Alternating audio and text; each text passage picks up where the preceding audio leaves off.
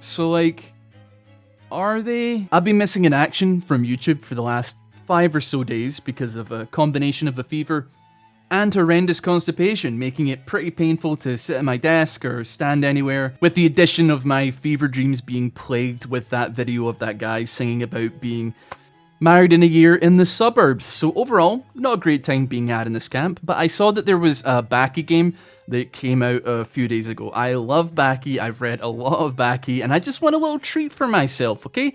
It looks pretty cool, and it just made me think that, hey, at least it's not just an arena fighter. It's a Punch-Out clone, although not only that, it's a clone of the developer's previous Punch-Out clone.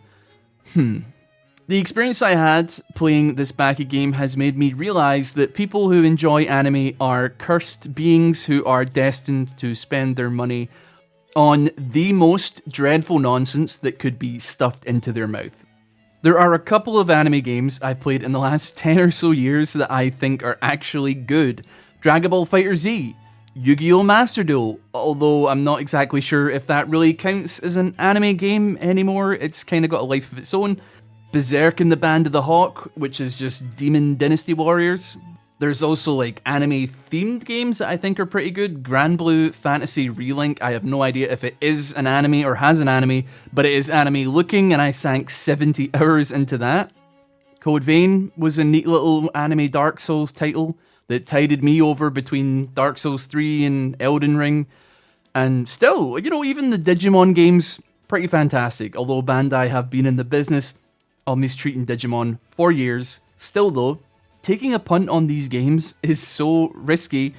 It's insane. Like, sure, the Demon Slayer game has good reviews, but it is 55 Great British pounds, and it has no demo, but the game is only 7 hours long. The games also never go on sale. Like, as much as I like the Berserk game, it is 50 quid and it came out in 2017.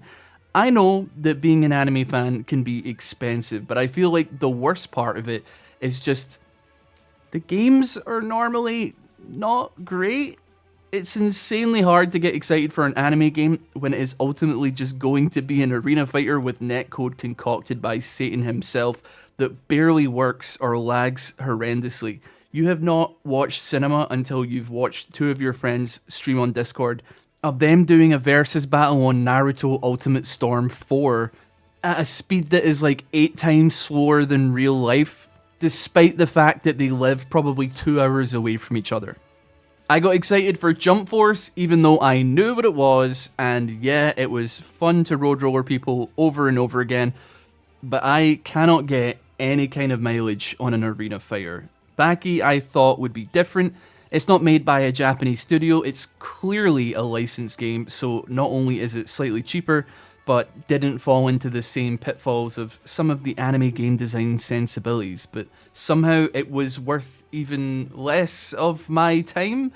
It just feels really weird and cobbled together. I can only imagine the devs of this game made their previous title, thought that it could be a really easy thing to make since they have all the building blocks already, but it is just PNGs of characters from Baki or screenshots of the anime. You're fighting in the maximum tournament sometimes, and then other times you're just approached on the street and the dialogue is just so, I don't know.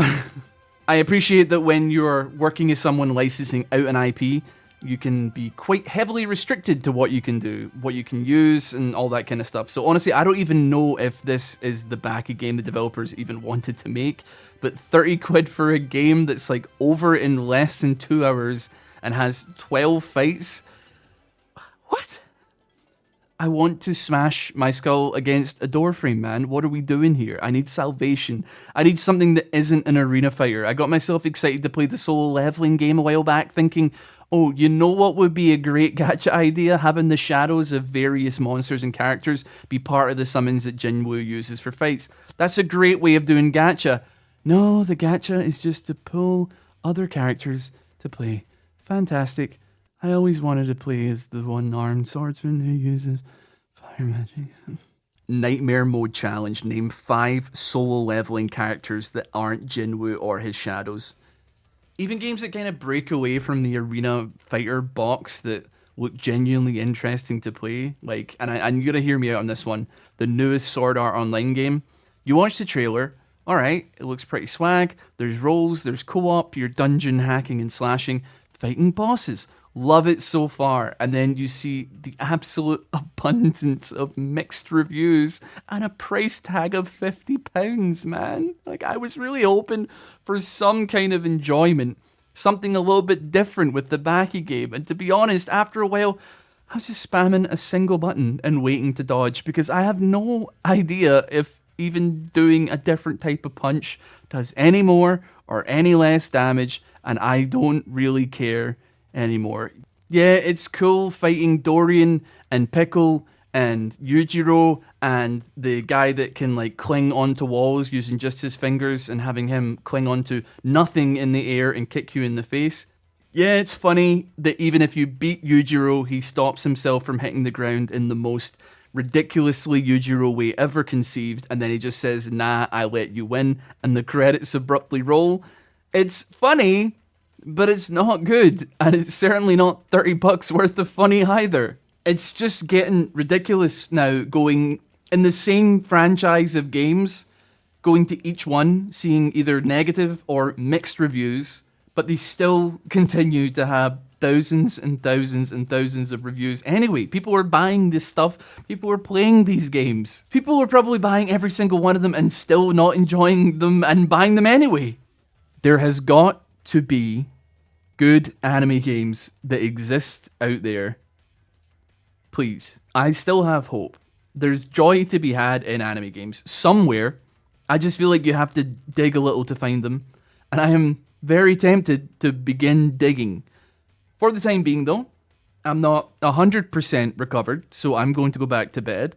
But I hope that this small peace offering to let you know that I am actually still alive could suffice, because I have been getting worried messages. Please tell me what good anime games there are, and then subscribe to the channel as well, so that I may potentially enlighten others with your incredibly based suggestions. My review of Baki Hanma Blood Arena is incredibly frustrating. 90% of it is just screen grabs from the anime that are given anime speedlines to make it look like something's actually happening. Hitboxes are really, really janky and can be left over after you've already dodged. Enemy damage can be a little bit too much.